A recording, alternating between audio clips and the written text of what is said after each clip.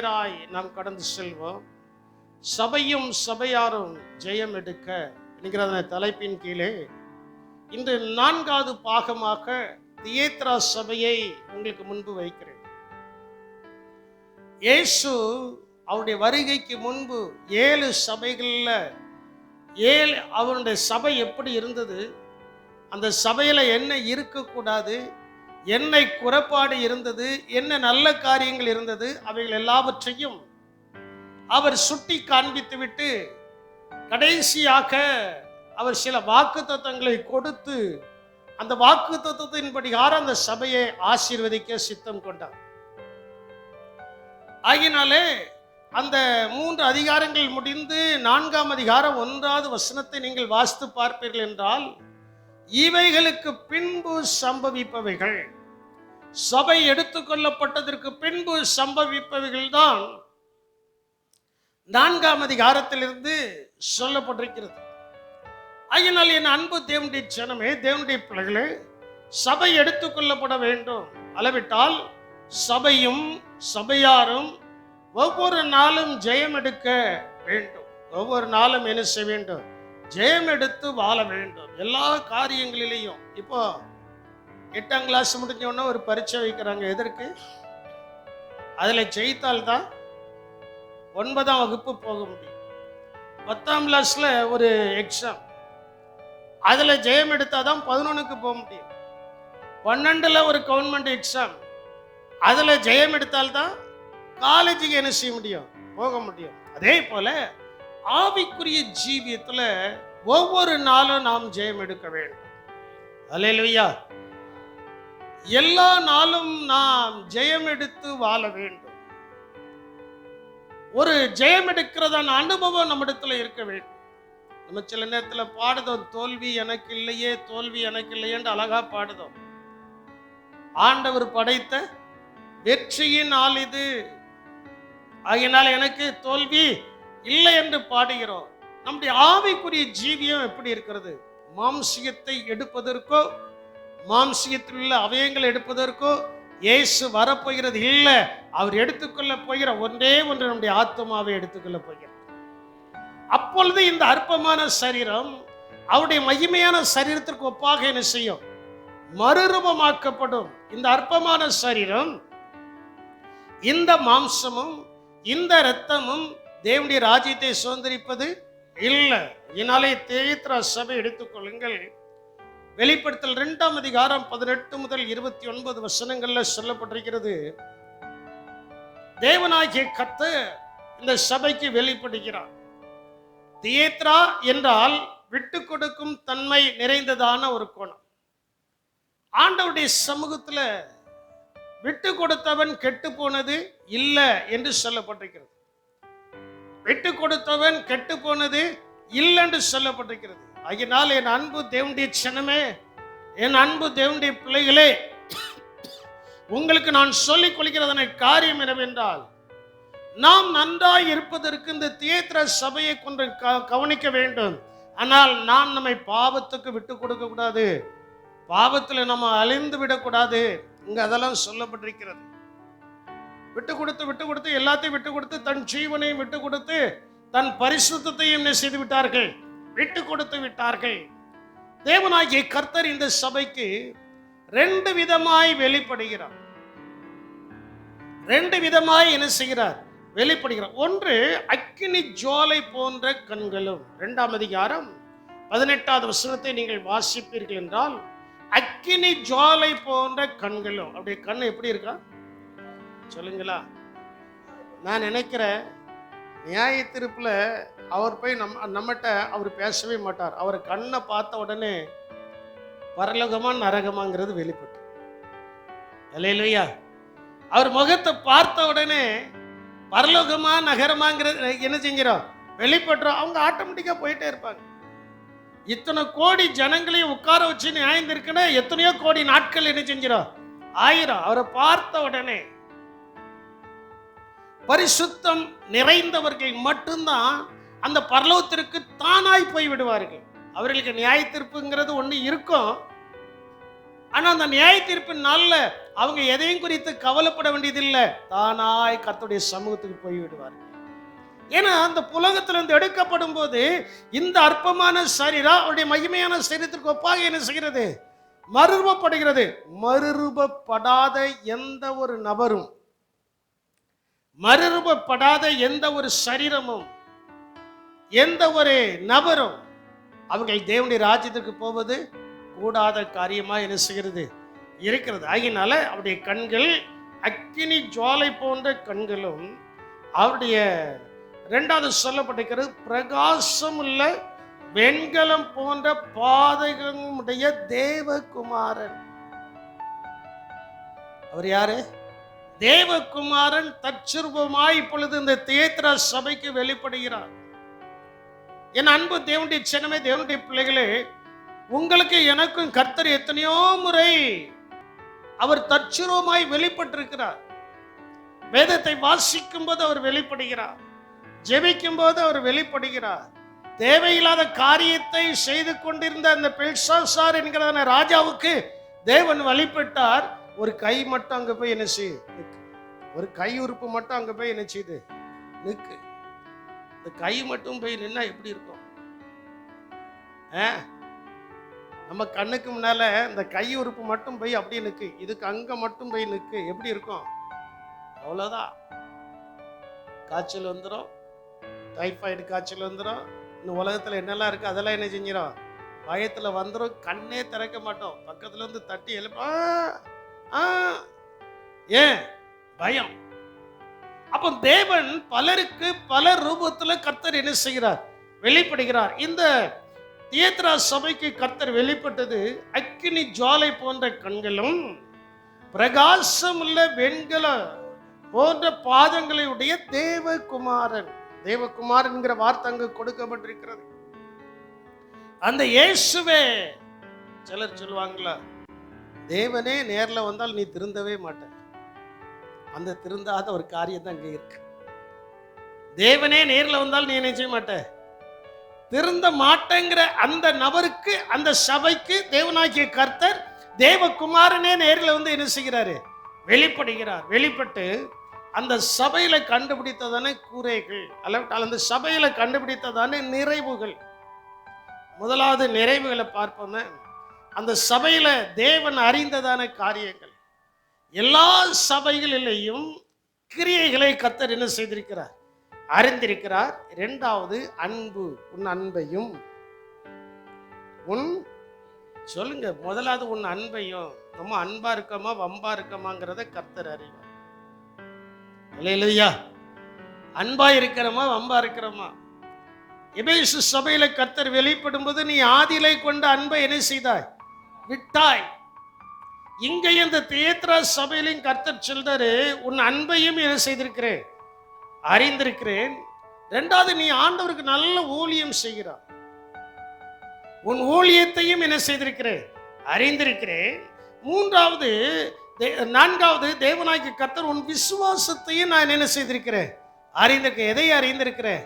விசுவாசம். நீங்க ஆண்டவர் மேல, நாம் ஆண்டவர் மேல வைத்திருக்கிற விசுவாசத்தையும் கர்த்தர் நன்றாக என்ன செய்திருக்கிறார்? அறிந்திருக்கிறார். ஐந்தாவது, பொறுமையா இருக்கிறோம்ல. நிறைய காரியங்கள்ல பொறுமையா இருக்கிறோம், சில காரியங்கள பொறுமையா இழந்துரும். ரெண்டு நடக்கும். என் வாழ்க்கையை சொல்றேன், உங்களை சொல்ல முடியுமா? உங்களை ஒருத்தரையும் சொல்ல முடியாது. என் வாழ்க்கையில சொல்றேன், பொறுமையா இருப்பேன். அது கொஞ்சம் உச்சத்துல ஏறிட்டுனா கொஞ்சம் பொறுமையா என்ன செஞ்சிடும்? சொல்ல மாட்டேங்கீங்களே. நீங்களாம் பொறுமைசாலி மாதிரிலாம் உட்காந்துக்கிட்டு இருக்கீங்க. பொறுமையை இழக்காத ஆட்கள் மாதிரிலாம் உட்கார்ந்துட்டு இருக்கீங்க. கர்த்தருக்கு ஸ்தோத்திரம். பொறுமையை சில நேரங்கள் என்ன செஞ்சிருதான்? இழந்துருதோ. உன் பொறுமையையும், கடைசியாய் சொல்லப்பட்டிருக்கிறது, நீ அதிகமாய் கிரியை செய்கிறதை. என்ன செய்கிறாய்? அதிகமாய் நல்ல கிரியை உன் மூலம் வெளிப்படுகிறது. சில நேரங்களில் நம் மூலமாய் நல்ல கிரியைகள் வெளிப்பட்டாலும் சில குறைபாடுகள் இருக்கு. வெளியில பார்க்கிறதுக்கு நச்சுன்னு இருக்கும் ஆட்கள், ஆனா உள்ள இருக்கிற குறை என்ன செய்யாது? தெரியாது. வெளியில பார்ப்பதற்கு இவங்களுக்கு வியாதியே இல்லாத மாதிரி இருக்கும், ஆனா உள்ள நிறைய வியாதிகள் என்ன செய்யும் இருக்கும்.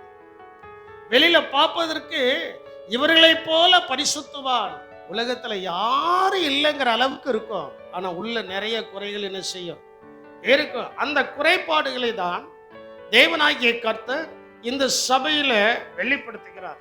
முதலாவது அங்கே சொல்லப்பட்டிருக்கிறது 20வது வசனத்தை நீங்கள் வாசிக்கும் போது, ஆகிலும் உன் பேரில் எனக்கு குறை உண்டு என்னவெனில் ஒன்று தன்னை தீர்க்கதரிசி என்று சொல்லுகிற யேசபேல் என்பவள் செய்கிறதான காரியம்.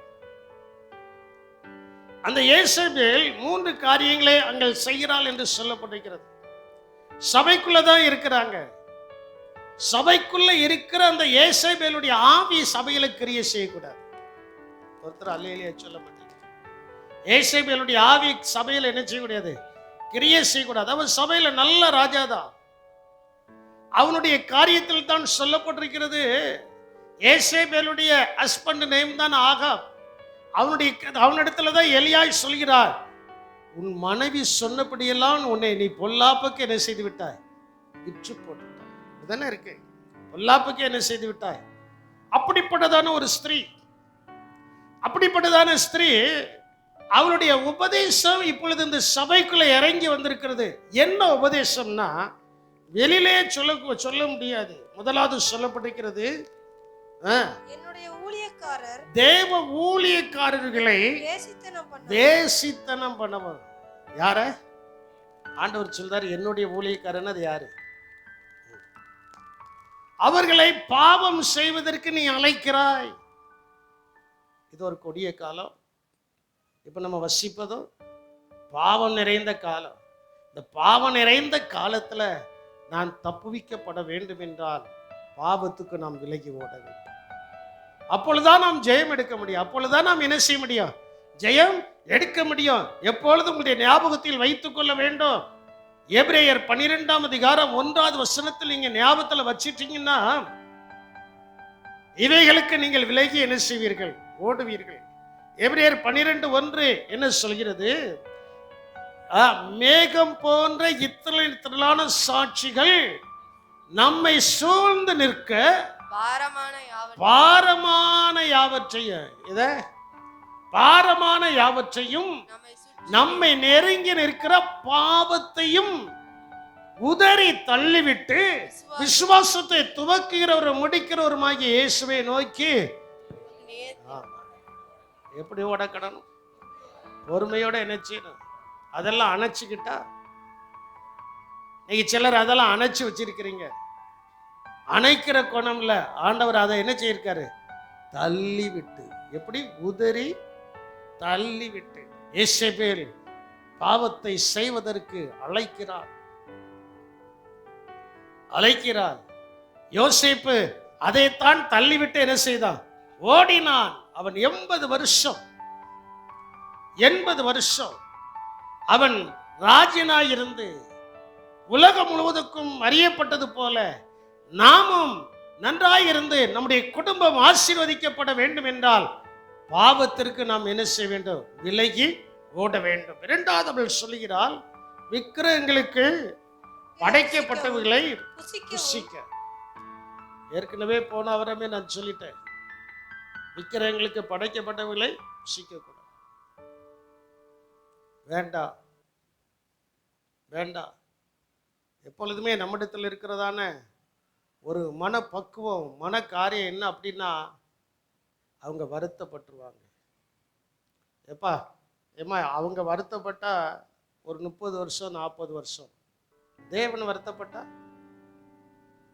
யுகாயுகமா. நான் சொல்றது சரியா தப்பா?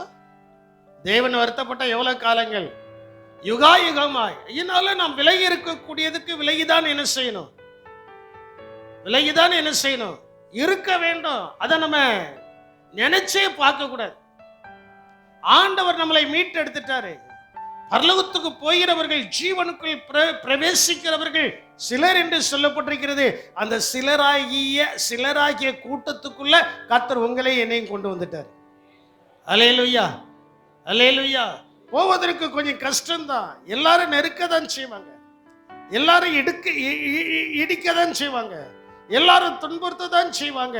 அதனால தான் சங்கீதக்காரன் சொல்றார், அவர் என்னை எல்லா நெருக்கத்திற்கும் நீக்கி என்னை விடுவித்தார். ஆண்டவர் தான் விடுதலை என்ன செய்யணும், கொடுக்க வேண்டும். நன்றாய் புரிந்து கொள்ளுங்கள். இரண்டாவது, அவள் செய்ததான காரியம் விக்கிரகங்களுக்கு படைத்தவைகளை புசிக்க போதிக்கிறார். மூன்றாவது, அவர்களை வஞ்சிக்கத்தக்கதாக, அவர்களை வஞ்சிக்கும்படி. இன்னைக்கு நிறைய குணங்கள் இருக்கு, அதுல வஞ்சிக்கிறதான ஒரு குணம், கூடையே இருந்து வஞ்சிக்கிறது. அதை குறித்து இன்னும் மத்தேயு 24ஆம் அதிகாரம் 24வது வசனத்துல தெளிவாய் சொல்லப்பட்டிருக்கிறது. இயேசுவின் வருகையில இதெல்லாம் நடக்குமா? அப்போ சபை எடுத்துக்கொள்ளப்படுவதற்கு முன்பு இது என்ன செய்யுமா, நடக்குமா? 24ஆம் அதிகாரம் 24வது அவன்கிட்ட கொடுத்துட்டு நீ வசனத்தை வாசிடா. 24ஆம் அதிகாரம் 24வது வசனத்தை வாசிங்க. ஏனெனில் கள்ள கிறிஸ்துக்களும் கள்ள தீர்க்கதரிசிகளும் எழும்பி கூடுமானால் தெரிந்து கொள்ளப்பட்டவர்களை வஞ்சிக்கத்தக்கதாக. யார?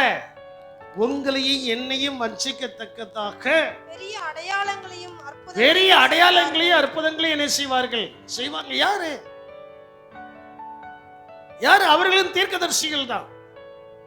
இந்த ஏசபேலும் தன்னை யார் என்று சொல்லுதா? ஏசபேலும் தன்னை யார் என்று தான் சொல்லுதா? தீர்க்கதரிசின்னு தான் சொல்லுதா? ஐயா, நாங்களும் இயேசுவை ஆராதிக்கிறவங்க தான் ஐயா, நாங்களும் இயேசுவை ஆராதிக்கிறவங்க. இயேசுவை ஆராதிக்கிறவங்க நல்லொழுக்கத்தோடு கூட இருப்பார்களே தவிர அவர்கள் வேறு காரியத்திலே தலையிட மாட்டாங்க. அல்லேலூயா. வஞ்சிக்கத்தக்கதாக. அந்த 24வது வசனத்தை மீண்டும் ஒருக்க வாசிமா. ஏனெனில் கள்ள கிறிஸ்துக்களும் கள்ள தீர்க்கதரிசிகளும் எழும்பி கூடுமானால் தெரிந்து கொள்ளப்பட்டவர்களை வஞ்சிக்கத்தக்கதாக பெரிய அடையாளங்களையும் அற்புதங்களையும் செய்வார்கள். அப்ப பாருங்க, நல்ல ஆவியில நிறைஞ்சிருப்போம், அவங்க மூலமா ஒரு அற்புதமும் நடக்காது. என்ன, நான் இந்த சபைக்கு போயிட்டே இருக்கிறேன், எனக்கு அற்புதம் நடக்கலையான்னு சிலர் சொல்லலாம். அற்புதம் நடந்துச்சோ நடக்கலையோ, ஆண்டவர் நம்மளை பாதுகாத்துக்கிட்டு இருக்கிறார். அல்லேலூயா. அவைகள் நம்மை முறியடிக்க கூடாதபடி, அவைகள் நம்மை சேதப்படுத்தாதபடி, அவைகள்ல நாம் தளர்ந்து போகாதபடி ஆண்டவராகிய கர்த்தர் நம்மை பாதுகாத்து கொண்டிருக்கிறார். அது நமக்கு போதும். அல்லேலூயா, அல்லேலூயா. ஏன்னா கடைசி நாட்கள்ல ஆண்டவரே சொல்வாரா, என் பிதாவின் சித்தத்தை நீ செய்யாதபடியினால அந்த கிருபையின் வாசல் அடைப்பட்ட உடனே ஒரு கூட்டம் போய் நிற்குமா? அந்த கூட்டம் சொல்லுமா, ஆண்டவரே உம்முடைய நாமத்தினால நாங்கள் அற்புதங்களை என்ன செய்தோம். மத்தேயு 7ஆம் அதிகாரம் 21வது வசனம் நினைக்கிறேன். ஆண்டவரே உம்முடைய நாமத்தினால நாங்கள் அற்புதங்களை செய்தோம், உம்முடைய நாமத்தினால பிசாசுகளை விரட்டணும், உம்முடைய நாமத்தினால நவமான பாசைகளை என்ன செய்தோம், பேசினோம், எல்லாம் செய்தீங்கப்பா. ஆனா நான் உங்களுக்கு கற்றுக் கொடுத்ததான பிதாவின் சித்தத்தை என்ன செய்யல. அன்பு தேவனுடைய சின்னமே, அதனால தான் நான் அடிக்கடி சொல்வேன், எல்லாரும் உங்க வீட்டுக்குள்ள விட்டுறாங்க, யாரு நல்லவங்க யாரு கெட்டவங்கன்னு என்ன செய்யாது தெரியாது. யார் நல்லவங்க யாரு கெட்டவங்கன்னு என்ன செய்யாது தெரியாது. என் அன்பு தேவனுடைய சின்னமே, தேவனுடைய பிள்ளைகளே, உங்களுக்கு நான் கிருபையாய் சொல்லிக் கொள்கிறது என்னவென்றால், நாம் வஞ்சிக்கப்படாதபடிக்கு ஜாக்கிரதையாக இருக்க வேண்டும். நாம் வஞ்சிக்கப்படாதபடி, சில நேரத்துல எவ்வளவுதான் ஜாக்கிரதையா இருந்தாலும், கண்ணில் எண்ணெயை ஊத்தி ஜாக்கிரதையா இருந்தாலும், சில நேரத்துல அந்த வஞ்சிக்கிறவன் வஞ்சித்துட்டு போயிருந்தான்.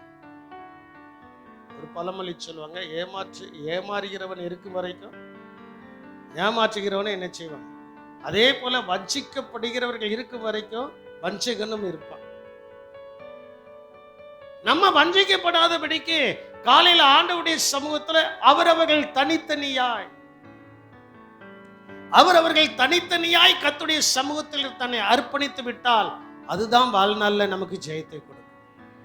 அதுதான் வாழ்நாள்ல நமக்கு ஜெயத்தை என்ன செய்யும், கொடுக்கும். அப்ப இவள் சொல்லுகிற, முதலாவது ஊழியக்காரங்களை அழைக்கிறாள், இரண்டாவது புசிக்க அழைக்கிறாள், மூன்றாவது தெரிந்து கொள்ளப்பட்டவர்களை வஞ்சிக்கிறாள், நான்காவது அவள் மனம் திரும்ப ஆண்டவர் அவளுக்கு ஒரு கால அவகாசத்தை கொடுக்கிறார். மனம் திரும்புவதற்கு இன்னைக்கு நம்மளுக்கும் மனம் திரும்ப ஆண்டவர் ஒரு கால அவகாசத்தை கொடுத்திருக்கிறார். நம்ம மனம் திரும்ப ஒரு நாள் 2 நாள் ரட்சிக்கப்படுவது அல்ல. கிறிஸ்தவம் என்பது அனுதினமும் இயேசுவின் சிலுவை எடுத்துக்கொண்டு அனுதினமும் நாம் மனமாற வேண்டும். இல்லையா? சொல்ல மாட்டீங்க. அனுதினமும் நாம் என்ன செய்யணும்? நேற்றைக்கு இருந்தது போல இன்னைக்கு இல்லை, இன்னைக்கு இருப்பது போல நாளைக்கு அல்ல. ஏசப்பா ஏசப்பா ஏசப்பா ஏசப்பா ஏசப்பா ஏசப்பான்னு சொல்லிக்கிட்டு செய்த காரியத்தையே மீண்டும் செய்து கொண்டிருந்தா ஆண்டவருக்கு காது கேட்காது. இப்போ ஆண்டவர் பேசுறது நமக்கு காது கேட்கலன்னா இன்னொரு நேரத்தில் ஆண்டவருக்கு என்ன செய்யாது? காது கேட்க. உதாரணத்தை சொல்றேன். நோபா 120 வருஷம் எப்பா ஒரு பெரிய அழிவு வரப்போகிறது, வாசல் அடைக்கப்பட போகிறது என்று எச்சரிப்பின் சத்தத்தை கொடுத்துக்கிட்டே இருந்தான். ஒருத்தருக்கு என்ன செய்யல? ஒருத்தருக்கு என்ன செய்யல? காது கேட்கல. கேட்கக்கூடிய காது கேட்கல, மீதி எல்லாத்துக்கும் காது கேட்க. இந்த நல்ல காரியத்துக்கு என்ன செய்யல? காது கேட்கல. 120 வருஷம் முடிஞ்சிச்சு. பார்த்தாது மனம் திரும்பிக்கலாம்ல. ஒரு பெரிய பேலையை செய்தானே, சரி பேலையை செய்தாச்சு. வேலையை செய்ததுக்கு அப்புறம் எல்லாம் சுத்தம் உள்ளது எல்லாம் 7 ஜோடியா என்ன செய்யுது? சொல்ல படிக்கிறீங்க. 7 ஜோடியா எதுக்குள்ள ஏறுது? அப்பவும் அவங்களுக்கு புத்தி இல்லை பாருங்களா. கொஞ்சம் நல்லா சிந்திச்சு பாருங்க. அப்புறம் அசுத்தமானதும் ஒவ்வொரு ஜோடியா உள்ள என்ன செய்யுது? எல்லாம் ஏறி. அப்பவும் உங்களுக்கு புத்தி இல்லை. சில நேரங்கள்ல நம்முடையவர்களும் அப்படி போகாதபடிக்குத்தான் கர்த்தர் அதை நமக்காக எழுதி வைத்திருக்கிறார். கிறிஸ்துவின் பேழையாகிய பரலோகத்துக்குள் நாம போக வேண்டும் என்றால் அவருடைய சத்தத்துக்கு நாம் பூலோகத்தில் இருக்கும்போது செவி கொடுக்க வேண்டும். அவருடைய வார்த்தைக்கு நாம் பூலோகத்தில் இருக்கும்போது என்ன செய்யணும்? செவி கொடுக்க வேண்டும். சரி இருக்கட்டும். அவளுக்கு மனம் திரும்ப கர்த்தர் கால அவகாசத்தை கொடுக்கிறார். 21வது வசனத்தை வாசிக்க கேட்போம். அவள் மனம் திரும்பும்படியாய் அவளுக்கு தவணை கொடுத்தேன். ஒரு பழமொழி சொல்வாங்களா, காற்று உள்ளும் போது என்ன செய்ய? ஆமா, காத்து சில நேரத்தில் என்ன செஞ்சிடும்? மாறிடும். இப்ப என் வாழ்க்கையிலே அதை நான் பார்க்கும்போது நான் ஒரு காரியத்தை சொல்லுவேன். நேரக்கல்ல கொஞ்சம் பிரயாசப்பட்டு பக்கத்து இடத்த என்ன செஞ்சிருக்கலாம்?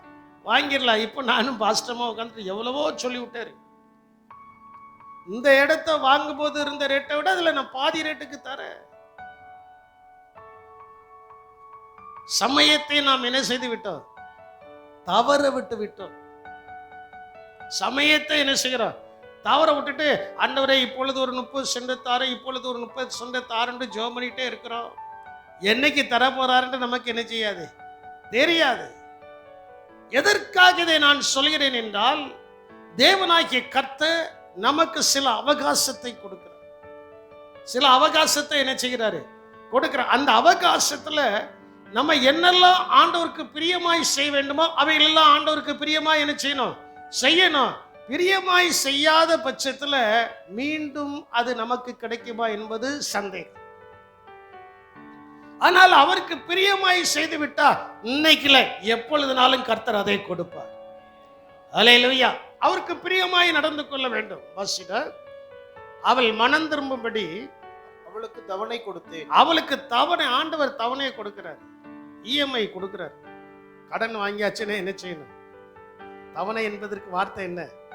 இஎம்ஐ. ஆண்டவர் ஒரு இஎம்ஐ கொடுக்கிறார். ஏமா நீ இவ்வளவு பாவத்தை செஞ்சிருக்கிற, இதுக்கெல்லாம் நீ பரிகாரம் செலுத்தின ரொம்ப, அதனால உனக்கு கொஞ்சம் கொஞ்சமா தவணை நாட்களை கொடுக்கிறேன்.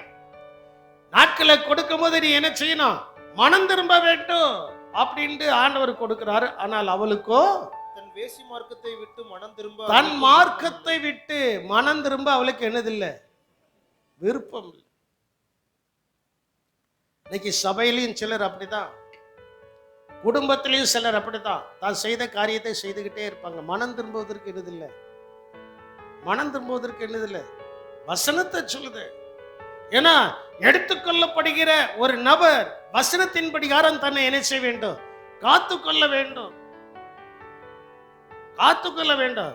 மனம் திரும்ப அவளுக்கு விருப்பம் இல்லாமல் என்ன செய்துச்சு, போயிட்டு, விருப்பம் இல்லாமல் போயிட்டு, விருப்பம் இல்லாமல் என்ன செய்துட்டு போயிட்டு. முந்தானத்து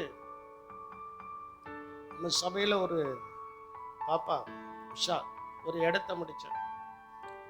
போனேன், அம்மா எனக்கு ஒண்ணு வேண்டாம், ஸ்வீட் வேண்டாம், ஒண்ணு வேண்டான்னு 4 செவ்வாழை பழத்தை வாங்கிட்டு வந்துட்டேன்.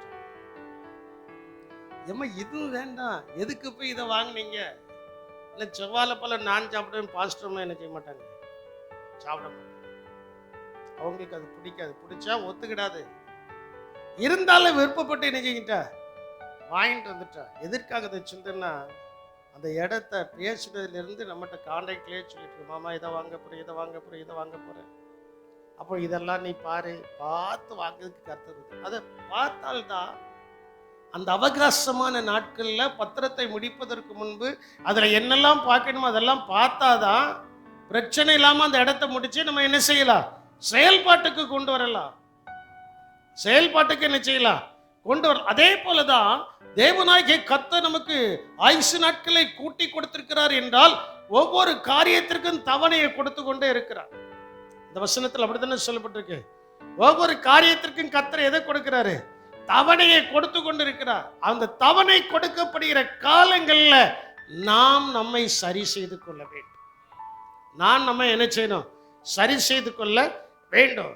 இப்படி அவள் சரி செய்யாததுனால 22, 23வது வசனத்தை வீட்டில் போய் வாசித்து பாருங்க. நான் இங்க வாசிக்க விரும்பல. அவளுக்கு என்ன ஆண்டவர் செய்தார்ன்ட்டு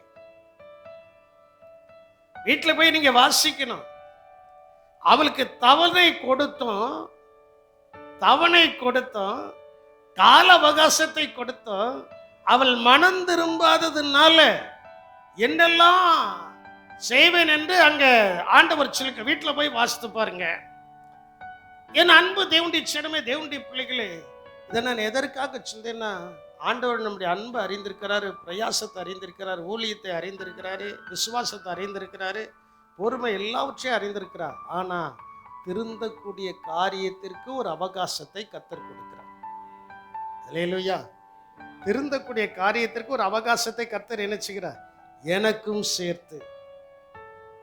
திரும்பாத பட்சத்துல வேதம் சொல்லுகிறது, எதுவரைக்கும் மனம் திரும்ப வேண்டுமா, அவருடைய வருகை மட்டும்.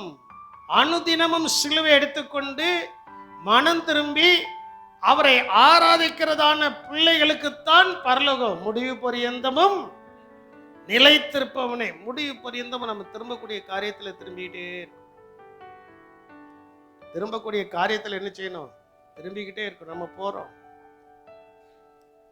வண்டியில போறோம், நான் வலது பக்கத்துலயும் திரும்ப மாட்டேன், இடது பக்கத்துலயும் திரும்ப மாட்டேன்னா நேரே போய் பேரி கடல தான் விடணும்.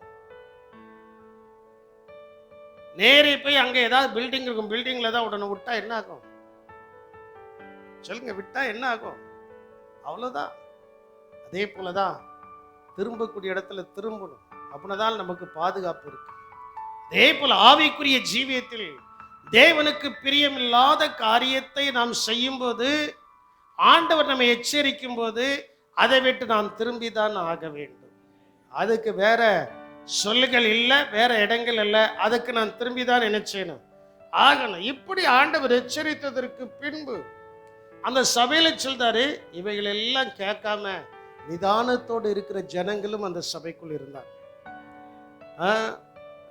வேசித்தனம் பண்ணாம, ஆகாரத்தை விக்கிரகத்துக்கு படைத்தவைகளை புசிக்காம, வஞ்சிக்கப்படாம இருந்த ஜனங்களும் அந்த சபைக்குள்ள இருக்கிறாங்க.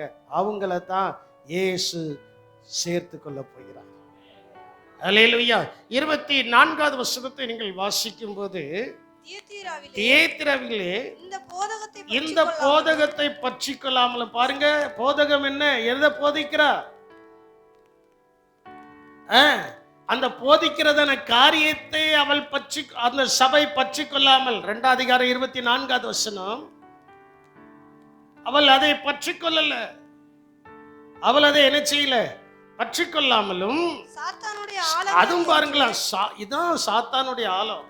இதுல சொகுசு இருக்கு, இதுல இன்பம் இருக்கு, இதுல நன்மை இருக்கு, இதுல சந்தோஷம் இருக்குன்னு சொல்லி மயக்கி வச்சிருந்தோம்ல சாத்தான். அந்த ஆலங்களை ஆலங்கள் என்று அவர்கள் சொல்கிறார்களே, அந்த ஆலங்களை அறிந்து கொள்ளாமலும் இருக்கிற மறுபடியும் வாசிமா தியேத்திராவிலே இந்த போதகத்தை பற்றி கொள்ளாமலும் சாத்தானுடைய ஆலங்கள் என்று அவர்கள் சொல்லுகிறார்களே, அந்த ஆலங்களை அறிந்து கொள்ளாமலும் இருக்கிற மற்றவர்களாகிய உங்களுக்கு நான் சொல்லுகிறதாவது. இப்போ யேசபேல் கொடுத்தல்ல உபதேசம், அந்த உபதேசத்தை ஏற்றுக்கொள்ளாமல் அதுல நன்மை இருக்கு. ஏவாள்கிட்ட போய் சர்ப்பா தான் சொல்லுது, இது நீங்க சாப்பிட்டா சாகவே. அவன் சாத்தான் சில நேரத்துல சில நன்மைகளை சில இன்பத்தை அப்படித்தான் சொல்லுவான். இதை நீ அனுபவிச்ச சாகவே சாக மாட்ட. சாவு உடனே வராது, அதுல இருக்கிற பாவத்தின் விளைவு பின்னாலே என்ன செய்யும் தெரியும். வேதத்தில் சொல்லப்பட்டிருக்கிறது. 1 கொரிந்தியர் ரோமர் 6ஆம் அதிகாரம் கடைசி வசனம் என்று நினைக்கிறேன் சொல்லப்பட்டிருக்கிறது, பாவத்தின் சம்பளம் மரணம், நம்முடைய கர்த்தராகிய இயேசு கிறிஸ்துவினுடைய கிருபை வரமோ தேவனால் உண்டான நித்திய ஜீவன். அப்ப நித்திய ஜீவனுக்கு நேராய் நாம் போக வேண்டும். அந்த சபையில இருக்கிறாங்க இப்படி எல்லாம் யேசபேல் சொல்லியும் யேசபேலுடைய உபதேசம் இருந்தோம், அந்த ஆலங்கள் எங்களுக்கு தேவையில்லை, அந்த ஆலங்கள் எங்களுக்கு தேவையில்லை, அந்த குணங்கள் எங்களுக்கு தேவையில்லை. இந்த போதகத்தை பற்றி கொள்ளாமலும் சாத்தானுடைய ஆலங்கள் என்று அவர்கள் சொல்கிறார்களே, அந்த ஆலங்களை அறிந்து கொள்ளாமலும், அதை நாங்கள் அறிந்த அவசியம். நான் உங்களுக்கு சொல்றேன், தேவையில்லாத உபதேசத்தை யாராவது சொன்னா அதை நீங்க அறியணுங்கிற அவசியம் இல்லை. நீங்க எங்க கற்றுக்கொண்டீங்களோ அதுல நிலைத்திருந்தால் போதும். ஏசப்பா வரும்போது எக்கால சத்தம் துணிக்கும் போது ஒரு நிமிடத்துல ஒரு இமை பொழுதுல நாம் பறந்து செல்வோம். அல்லேலூயா. கற்றுக்கொண்டதுல நிலைத்திருந்தா போதும், கற்றுக்கொண்டதுல நிலைத்திருந்தால் போதும். அதனால ஆலங்களை அறிந்து கொள்ளாமல் இருக்கிற மற்றவர்களாகிய உங்களுக்கு நான் சொல்கிறதாவது, உங்கள் மேல் வேறொரு பாரத்தை என்ன செய்ய மாட்டேன். ஆண்டவர் சொல்ற, யேசபேல் உனக்கு தண்ணி காட்டினாலப்பா, யேசபேல் உனக்கு கண்ணுக்கு இன்பமா இருந்தாலப்பா, இதெல்லாம் நீ அறிந்து கொள்ளாமல் இப்படி சாத்தானுடைய ஆலங்கள்னு சொல்லி தீமை நிறைந்த காரியத்தை உனக்கு சொல்லி உன்னை நயங்காட்டினால அதெல்லாம் நீ அறிந்து கொள்ளாமல் எனக்காக நீ நின்றபடினால் உன்மேல் வேறொரு பாரத்தையும் என்ன செய்ய மாட்டேன். ஆண்டவர் அழகாச்சு, வேறொரு கஷ்டத்தையும் கொடுக்க மாட்டேன், வேறொரு நஷ்டத்தையும் என்ன செய்ய மாட்டேன், கொடுக்க மாட்டேன். அதுல இருந்து நான் உன்னை மீட்டெடுப்பேன். அல்லேலூயா. அதுல இருந்து நான் உன்னை என்ன செய்வேன், மீட்டெடுப்பேன். அதான் சொல்லப்பட்டிருக்கு. அடுத்த வசனத்துல நீங்கள் வாசிக்கும் போது, ஆகையால் உங்களுக்குள்ளதை நான் வருமளவும் பற்றி கொண்டிரு. ஆகையால் நான் வேற ஒரு பாரத்தையும் சுமத்த மாட்டேன். சுமத்தாமல் ஆண்டவர் நம்மிடத்துல எதிர்பார்க்கிறதான ஒரு காரியம், இதெல்லாம் நீ ஜெயம் எடுத்துட்ட. ஆனா இப்போ நீ ஜெயம் எடுக்கக்கூடியது உனக்கு நான் என்ன கொடுத்துருக்கிறேனோ அதே இருந்துச்சு.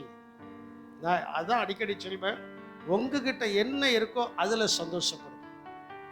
மற்றவங்கள்ட்ட இருக்கிற பொருட்கள் உங்க கண்ணுக்கு வர வேண்டாம். அல்லேலூயா. என்னுடைய பழக்கம் வேத வசனத்திலிருந்து சொல்ற, ஆண்டவர் நமக்குண்டு சிலதை கொடுத்திருக்கிறார். தேவன் நமக்குண்டு கொடுத்ததில்ல, அதை நான் உறுதியா என்ன செய்யணும், பற்றிக்கொள்ள வேண்டும். உனக்குரியதை நான் மறுமளவும் என்ன செய். அப்போ தேவன் வருமளவோ நம்ம பற்றி கொண்டு இருக்கிறதான 4 காரியங்கள்.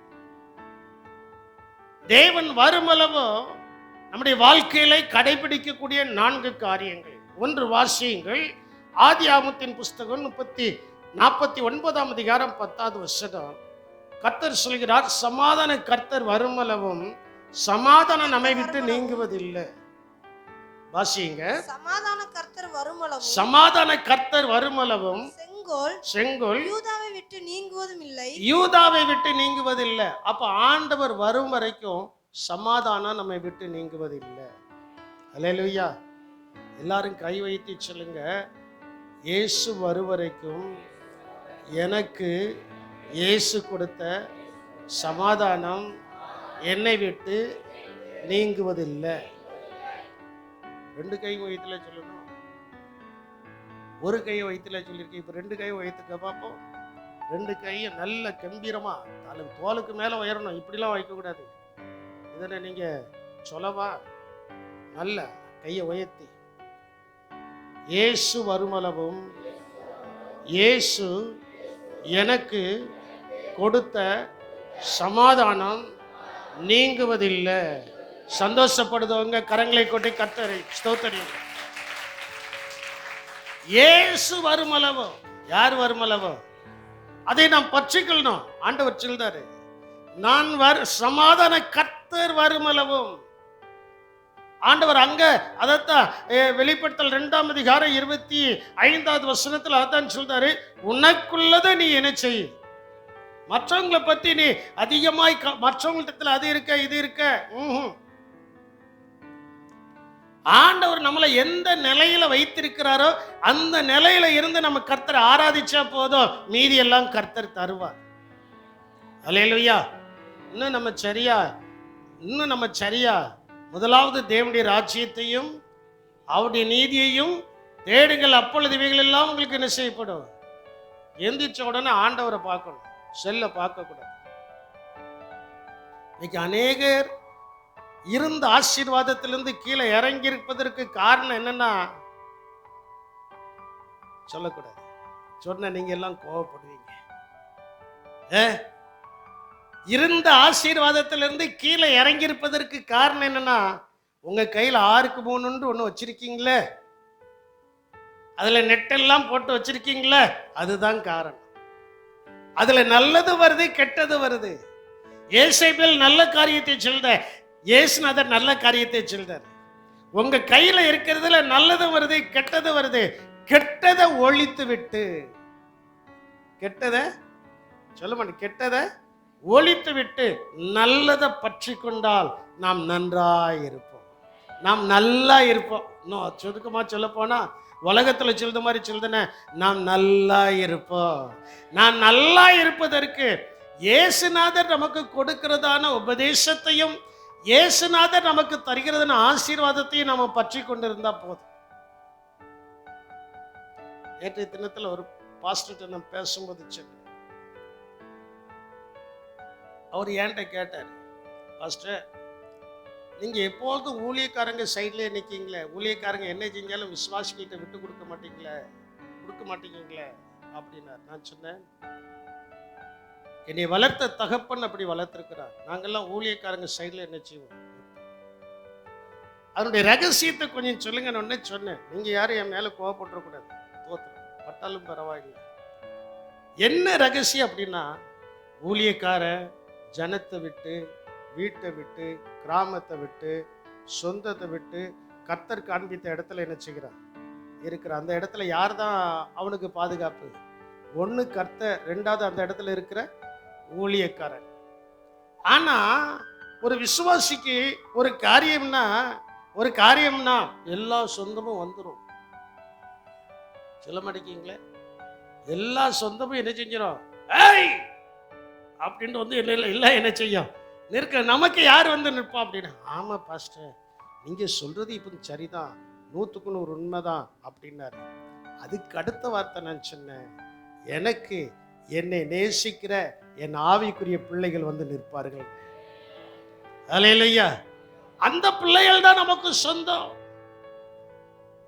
மாம்சீக பிரகாரமான சொந்தங்கள் நம்மை அவ்வளவு நேசிக்காது. ஆனால் ஆவிக்குரிய பிள்ளைகள் நம்மை நன்றாய் என்ன செய்வார்கள், நேசிப்பார்கள். நன்றாய் கவனிக்க வேண்டும். அப்போ உனக்குரியதை என்ன செய்யும், இப்போ இவன் மியூசிக் வாசிக்கிறான், இவனுக்கு மண்டையில ஒரே எண்ணம், அந்த மியூசிக் எப்போ வரும், ஒரு நாளைக்கு ஒருக்காவது கேட்டுருவான், எப்போ மாமா ஏலே அது கிளியரன்ஸ் ஆகி வரணும்டா. ஏன்னா அவனுக்கு அதை பற்றி கொண்டு இருக்கிறதான ஒரு ஆசை. அவ்வளவு ஹையஸ்ட் கீப்போடு இந்த ஏரியாவில் யார்ட்டையும் என்ன செய்யல இல்லை. நான் எப்போதுமே வாங்கின நல்ல பொருளை வாங்கிட்டு தான் விரும்புவேன். அந்நாட்கள்ல வாங்கும்போது இதுதான் ஹையஸ்ட். இப்பமா அதைத்தான் நான் விரும்புதேன், அதை நான் வாங்கணுட்டு விரும்புதேன். அவன் பற்றிக்கொள்ளுன்னு நினைக்கிறான். அல்லேலூயா. அவன் என்ன செய்கிறான்? பற்றிக்கொள்ளுன்னு நினைச்சுதான். அது அவன்கிட்ட தான் கொடுக்க போறேன், நான் ஒன்றும் செய்ய போறதில்லை. ஆனா அந்த போர்டை வாங்கி அவன் கையில கொடுப்பதுக்கு முன்னால அவனுக்கு சில நிபந்தனைகளை சொல்லியிருக்கான், அதை கடைபிடிக்கணும். சொல்லியாச்சு, உங்களுக்கு எல்லாம் தெரியாது. எதற்காக இதை சொல்றேன்னா, ஆண்டவர் அதான் சொல்றாரு, சமாதான கர்த்தர் வருமளவும் சமாதானத்தை, அந்த செங்கோலுங்கிற இடத்துல நான் இதை போட்டிருக்கேன், சமாதானத்தை கர்த்தர் நம்மை விட்டு என்ன செய்வதில்லை. ஏன்னா உலகம் கொடுக்கிற பிரகாரமாய் நான் கொடே, என்னுடைய சமாதானத்தையே உங்களுக்கு என்ன செய்கிறேன். அப்போ பற்றிக்கொள்ள வேண்டியது முதலாவது சமாதானம். இரண்டாவது, காலத்துக்கு முன்னால எதையும் குறித்து யாரும் தீர்ப்பு சொல்லாதீங்க, அதை கர்த்தருடைய கருத்துல விட்டு. கர்த்தர் வருமளவும், பவுல் அழகா சொல்றாரு, கர்த்தர் வருமளவும் நாம் யாதொன்றை குறித்தும் என்ன செய்யக்கூடாதா, தீர்ப்பு சொல்லக்கூடாதா. அப்படி சொன்னா புகழ்ச்சி வராது. வாசிங்க 1 கொரிந்தியரின் புஸ்தகம் 4ஆம் அதிகாரம் 5வது வசனத்தை நீங்கள் வாசிக்கும் போது, 1 கொரிந்தியர் 4:5, ஆதலால் கர்த்தர் வருமளவும் நீங்கள் காலத்துக்கு முன்னே, ஆதலால் யார் வருமளவும்? கர்த்தர் வருமளவும் நீங்கள் காலத்துக்கு முன்னே, வாசிடா, நீங்கள் காலத்துக்கு முன்னே யாதொன்றை குறித்து தீர்ப்பு சொல்லாது. கர்த்தர் வருமளவும் பற்றி கொண்டு இருக்குது. அவன் குற்றவாளி, அவன் நீதி, அவன் நியாயம் செய்தான், தப்பு எதையும் சொல்ல வேண்டாம். கர்த்தர் பார்த்துக்கொள்வார். கர்த்தர் என்ன செய்வார்? பார்த்துக்கொள்வார். நம்ம அவனை நல்ல உண்டு சொல்ல வேண்டாம், கெட்ட உண்டு என்ன செய்ய வேண்டாம், சொல்ல வேண்டாம். ஏனென்றால் அவர் சொல்கிறார், நான் வரும்போது சும்மா வரமாட்டேன், அவனவன் கிரியைகளுக்கு தக்க பலனை என்னோடு கூட என்ன செய்வேன், கொண்டு வருவேன். அவர் வரும்போது சும்மா வரமாட்டாரு, நம்முடைய பிரதிபலனை கர்த்தர் என்ன செய்வாரு, கொண்டு வர. அதனால நம்ம யாரையும் குற்றவாளி, நல்லவன், கெட்டவன், அப்படிப்பட்டவங்க இப்படிப்பட்டவங்க சொல்ல வேண்டாம். இந்த வசனத்தை தொடர்ந்து நீங்கள் வாசிக்கும் போது, கர்த்தர் வருமளவு நீங்கள் காலத்துக்கு முன்னே யாதொன்றை குறித்தும் தீர்ப்பு சொல்லாதிருங்கள், இருளில் மறைந்திருக்கிறவைகளை அவர் வெளியரங்கமாக்கி. பாருங்க, நம்ம கெட்டவன் சொல்லியிருப்போம், அவன் நல்லவனா இருப்பான், அதை கர்த்தர் வெளியரங்கமாக்குவார். அன்னைக்கு நம்ம வெட்கப்பட்டுரும், அன்னைக்கு நம்ம என்ன செஞ்சிருவோம், வெட்கப்பட்டுரும். அதனால இருளில் மறைந்திருக்கிறவர்களை கர்த்தர் வெளியரங்கமாக்கி, இருதயத்தின் யோசனைகளையும் கர்த்தர் என்ன செய்வார். நம்ம இருதயத்தின் யோசனையை வெளிப்படுத்த முடியுமா? சில நேரங்களில் சிலர் சொல்லுவாங்க, பாஸ்டர் நான் நினைச்சு வந்த காரியத்தை அப்படியே சொல்லிட்டீங்க அப்படின்னா. நான் அல்ல, பரிசுத்த ஆவி, பரிசுத்த ஆவியானவர். அங்கே சொல்லப்பட்டிருக்கிறது, வெளியரங்கமாக்கி இருதயங்களின் யோசனைகளையும் வெளிப்படுத்துவார். அப்பொழுது ஏன் காலத்துக்கு முன்னால எதையும் குறித்து தீர்ப்பு சொல்லாதீர்கள் என்று சொன்னால், அந்த வசனத்தினுடைய கடைசி பகுதியில் சொல்லப்பட்டிருக்கிறது, அவனுக்குரிய புகழ்ச்சி தேவனால் உண்டாகும். நம்ம பொறுமையா இருக்கு, நமக்கு உண்டானதை பற்றி கொண்டாலே போதும்,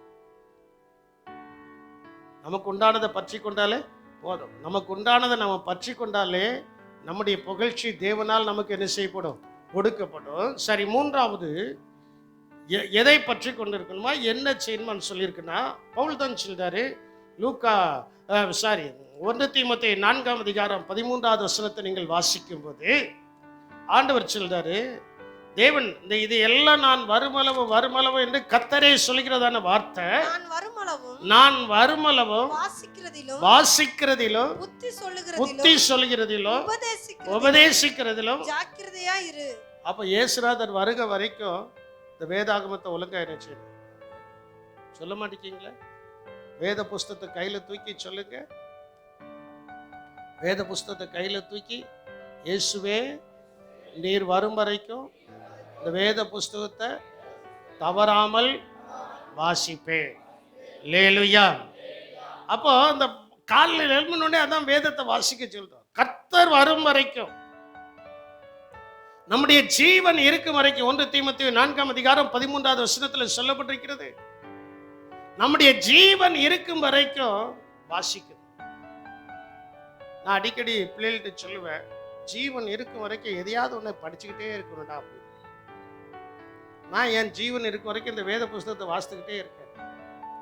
சில நேரத்தில் சிலர் சொல்லுவாங்க, என்ன வயாம, அது வயாம வாசிக்கிறது தானே இதை கொடுத்துருக்காரு. இல்லையா? சில பிள்ளைகளை பார்த்து என்ன வயாம புஸ்தகத்தை படித்தா தானே நல்ல முறையில் பாஸ் பண்ண முடியும். எப்படி? புஸ்தகத்தை படித்தா தானே முருகலட்சுமியா முனீஸ்வரி புஸ்தகத்தை படித்தா தானே என்ன செய்ய முடியும், பாஸ் பண்ண முடியும்.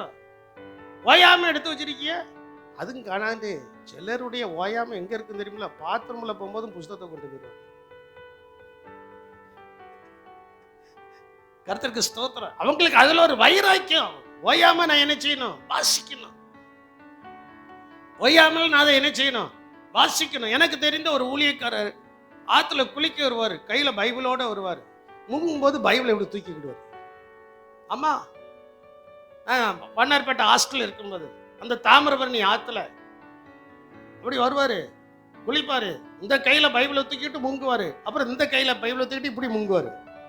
நாங்கெல்லாம் சிரிப்போம். ஏன்னா கையில பைபிள் இருக்குல்ல, அதனால தண்ணியை கோரி அவர் மேல ஊத்த மாட்டோம். ஊத்துனா யாரும் எதுல தண்ணி பட்டுறோம். அவர் அவ்வளவு முக்கியத்துவம் கொடுக்கிறார். சின்ன வயசுல அப்படி ஒரு எண்ணம் எங்களுக்கு உண்டு. எதற்காக இதை நான் சொல்றேன்னா, வாசிக்கிறதிலையும், இரண்டாவது சொல்லப்பட்டிருக்கிறது புத்தி சொல்லுகிறதிலையும், மூன்றாவது நான் வாரம் உபதேசிக்க தான் செய்தேன். நான் வாரம் என்ன செய்கிறேன், உபதேசிக்கிறேன். என்கிட்ட வருதவங்களுக்கு புத்தி சொல்றேன். நானா போய் இப்ப யாருக்கும் புத்தி சொல்றது இல்லை, வேண்டாம். இது யார் வரும் வரைக்கும் செய்யணுமா? யார் வரும் வரைக்கும் செய்யணுமா? கர்த்தர் வரும் வரைக்கும் வேதாகமத்தை வாசிக்கிறவர்கள், அதை பற்றி கொள்கிறவர்கள் தேவனோடு கூட இருப்பார்கள். அல்லேலூயா. நான்காவது முக்கியமான காரியம் என்ன அப்படின்னா, ஆண்டவரே சொல்றாரு நான்காவது என்ன நடக்கும் அப்படின்ட்டு, எதை பற்றி கொண்டு இருக்கணும் அப்படின்னா, 1 கொரிந்தியர் 11:26 வாசிக்கும் போது ஏன் நற்கருணை முக்கியம் என்பதை குறித்து அங்கு சொல்லப்பட்டிருக்கு. 11:26 ஆகையால் நீங்கள் இந்த அப்பத்தை புசித்து இந்த பாத்திரத்தில் பானம் பண்ணும் போதெல்லாம் கர்த்தர் வருமளவும் அவருடைய மரணத்தை நெசுவீர்கள். அப்ப நல்லா நீங்க பாருங்க, நற்கருணையில நம்ம எதுக்கு பங்கெடுக்கிறோம், எது வரைக்கும் பங்கெடுக்கணுமா? அந்த நாள்ல நமக்கு ஒரு அலட்சிய போக்கு வரக்கூடாது. அப்ப கர்த்தர் வருமளவும் சமாதானத்தை பற்றி கொள்ளுங்கள். கர்த்தர் வருமளவும் எதை பற்றி கொள்ளுங்கள், சமாதானத்தை பற்றி கொள்ளுங்கள். கர்த்தர் வருமளவும் யாதொரு காரியத்தை குறித்தும் தீர்ப்பு சொல்லாதிருங்கள். மூன்றாவது, கர்த்தர் வருமளவும் வாசிக்கிறதுலையும் புத்தி சொல்லுகிறதுலையும் உபதேசிக்கிறதுலையும் என்ன செய்யுங்க, அவங்க கேட்டானே கேட்காம போனானே, நம்ம ஜாக்கிரதையாய் சொல்லிட்டோம். இயேசுநாதருடைய வருகையில யாராவது ஒரு ஆள் எளிமைன்னு, ஆண்டவரே நான் இத்தனை வருஷம் இந்த சர்ச்சில் இருந்தனையா, நான் இப்போ நான் வர முடியலையா, நான் கீழே போறேனையான்னு இந்த ஐஸ்வர்யவான் புலம்புனது போல புலம்னா, ஆண்டவர் சொல்லுவாரு, உலகத்தில் இருக்கும்போதே என் ஊழியக்காரனும் என் தீர்க்கதரிசியும் உனக்கு நல்லா எச்சரிச்சாங்க, நீ கேட்கலப்பா. ஒரே வார்த்தை தான்.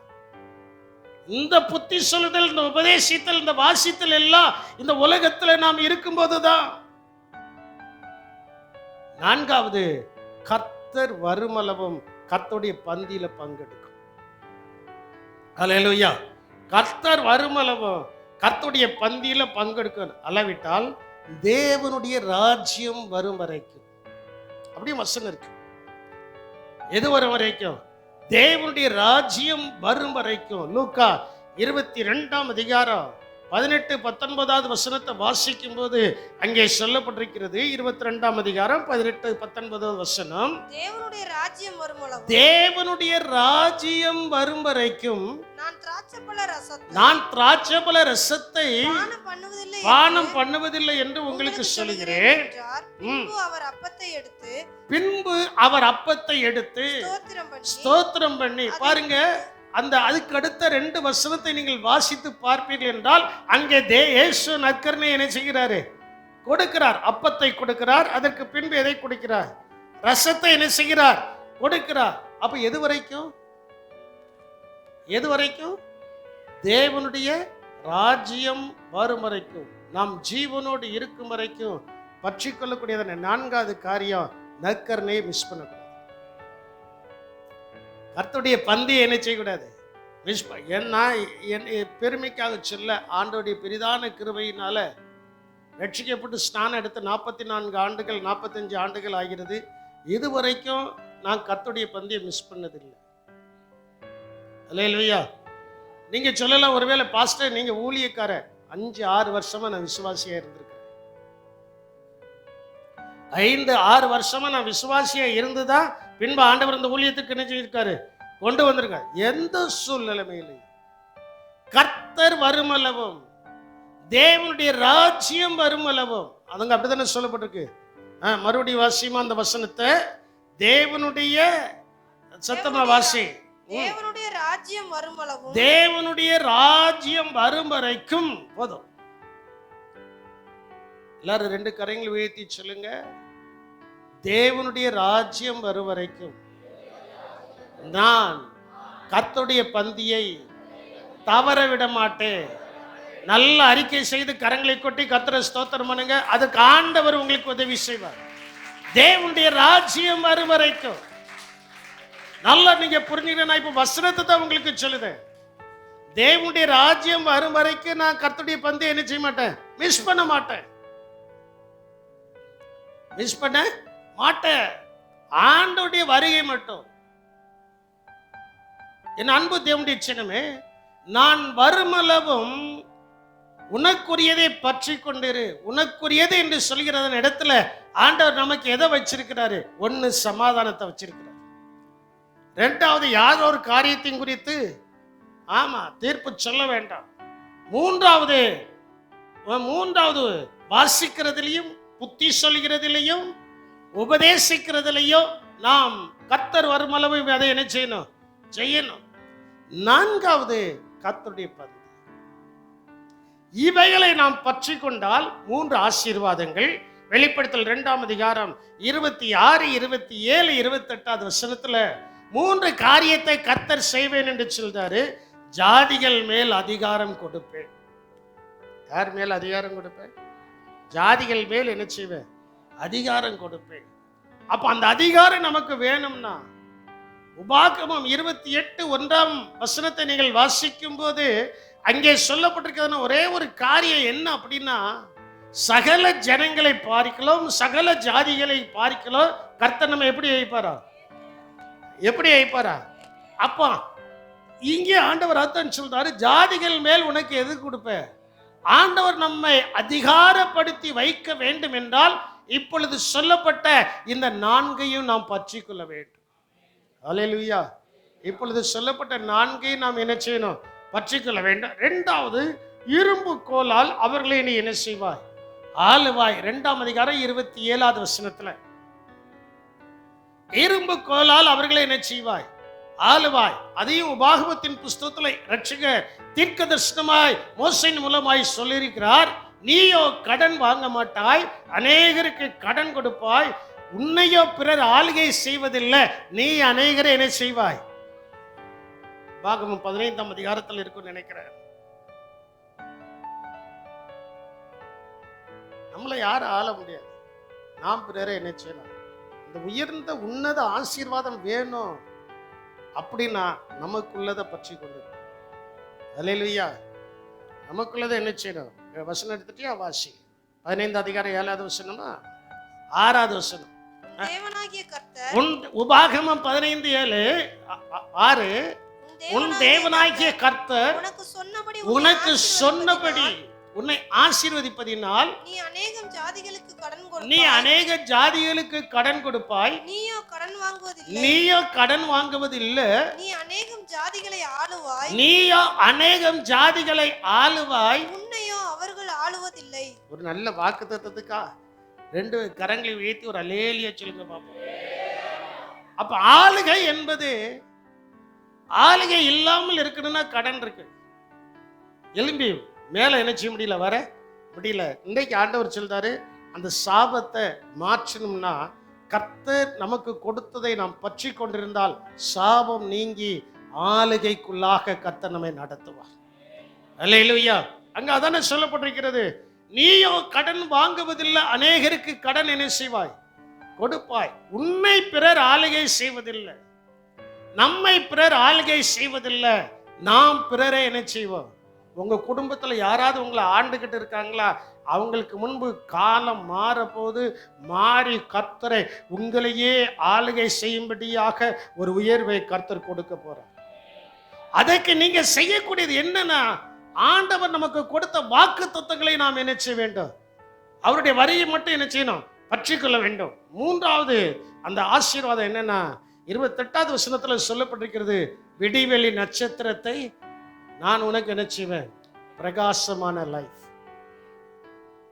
நம்முடைய வாழ்க்கை எப்படி இருக்கும், பிரகாசமா இருக்கும். ஒரு நிமிஷம் முழங்கால் படிக்கிடுவோமா, நல்லா யோசித்து பாருங்க, நல்லா சிந்தித்து பாருங்க.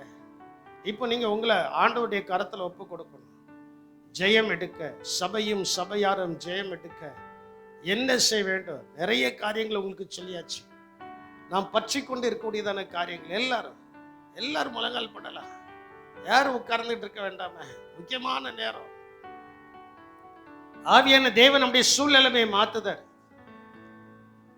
ஒருவேளை இதுவரைக்கும் நீங்கள் கடன் வாங்கி மற்றவங்க உங்க தலையில தட்டி தட்டி தட்டி தட்டி மேல எழும்ப முடியாமல் இருக்கிறதான ஒரு சூழ்நிலைமை இருந்துச்சுன்னா, இன்னைக்கு ஆண்டவர் சொல்றாரு, அந்த தட்டுதவனுக்கு மேலாக உன்னை உயர்த்தி காண்பிப்பேன். அதற்கு நாம் செய்யக்கூடியது என்னன்னா, ஆண்டவரை பற்றி கொள்ள வேண்டும். இந்த தியேத்ரா சபைக்கு கர்த்தர் கொடுக்கிறதுன ஒரு நல்ல வாக்குத்தத்தம் என்னவென்றால், உனக்கு உள்ளதை பற்றி கொண்டு மற்றவங்களை மற்ற காரியத்தை குறித்து நீ கவலைப்படாத. உனக்கு உரியதை நீ பற்றி கொள்ளும் போது நான் உனக்கு அதிகாரத்தையும் கொடுப்பேன், ஆளுகையும் கொடுப்பேன். ரெண்டையும் சேர்த்து விடிவெளி நட்சத்திரம் என்று சொல்லப்பட்டிருக்கிறது அல்லவா, பிரகாசமான வாழ்க்கையையும் கொடுப்பேன். இவைகள் கர்த்தர் நமக்கு தர வேண்டும் என்றால் நாம் அந்த ஏசேபேலுடைய உபதேசத்துல நிலைத்திருக்க கூடாது. அந்த சாத்தானுடைய ஆலங்கள் சொல்றாங்களா, அவைகளையும் நிலைத்திருக்க கூடாது. அவைகள் எல்லாவற்றையும் விட்டு நம்மை ஆசீர்வதிக்கும், நம்மை பலப்படுத்தும், நம்மை உயர்த்தும் தேவனுடைய கருத்திற்குள்ளே நாம் அடங்கி இருக்க ஆரம்பித்து விட்டால் உயர்வு தானாய் வரப்போகிறது. உயர்வு தானாய் வரப்போகிறது. ஆளுகை தானாய் வரப்போகிறது. ஆளுகை தானாய் வரப்போகிறது. உயர்வு தானாய் வரப்போகிறது. ஒரு பிரகாசமான லைஃப், ஒரு பிரகாசமான ஆசீர்வாதத்தை தேவனாகிய கர்த்தர் இந்நாட்கள்ல உங்களுக்கு கொடுத்து உங்களையும் என்னையும் ஆசீர்வதிக்க போகிறார். விசுவாசிக்கிறவர்கள் மட்டும் தலைக்கு மேலாக நல்ல கரங்களை கொட்டி ஆவியிலே நிரம்பி அந்த ஆசீர்வாதத்தை நீங்கள் சுதந்திரித்துக் கொள்ளுங்கள்.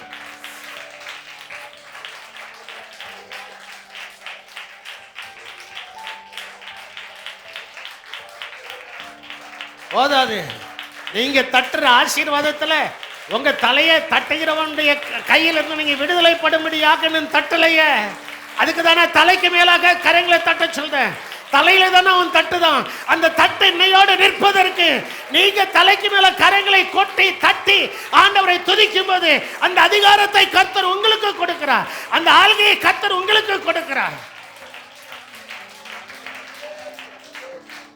எங்கள் கிருபை உள்ள தேவனே, மே துதிக்கிறோம், மே ஸ்தோத்திரிக்கிறோங்க தாவே. ஆண்டவரே, இந்த நாளிலே உம்முடைய சமூகத்தில் வந்து நாங்களும் எங்களுடைய சபையும் ஜெயம் எடுக்க என்ன செய்ய வேண்டும் என்று தியேத்ரா சபையிலிருந்து கற்றுக்கொள்ள கர்த்தர் உதவி செய்தபடியினால் உமக்கு ஸ்தோத்திரம்.